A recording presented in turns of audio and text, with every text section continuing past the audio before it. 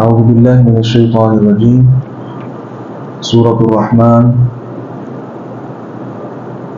آیت نمبر 54 بسم اللہ الرحمن الرحیم متکئین علی فرش، ایسے بستروں پر تکیے لگائے ہوئے ہوں گے، بطائنها من استبرق، جو موٹے ریشم کے ساتھ بنا ہوگا، وجن الجنتین دان، اور دونوں باغوں کا پھل قریب ہوگا، فبأي آلاء ربكما تكذبان، تو تم اپنے رب کی کون کون سی نعمتوں کو جھٹلاؤ گے، فیہن قاصرات الطرف، اس میں نیچی نگاہ رکھنے والی عورتیں ہیں،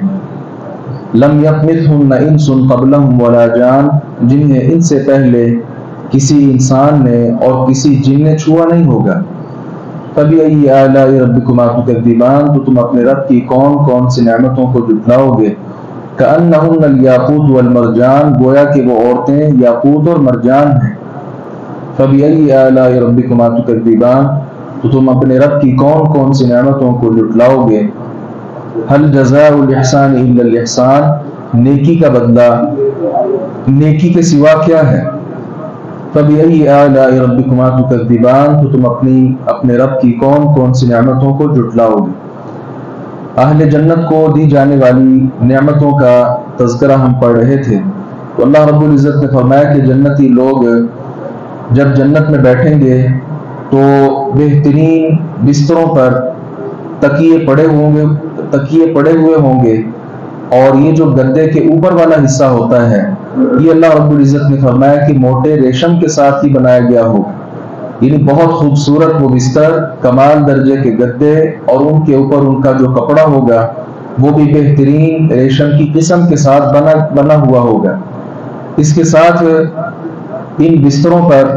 اہل ایمان اور اہل جنت لوگوں کا دل بہلانے کے لیے اللہ رب العزت نے ان کی بیویاں وہاں رکھی، اور یہ بیویاں کیسی ہیں، جو نگاہیں نیچی رکھنے والی، ہر وقت شرم و حیا کو اپنے ساتھ لگانے والی، اور اس کے ساتھ وصف کیا ہے، کسی انسان نے کسی جن نے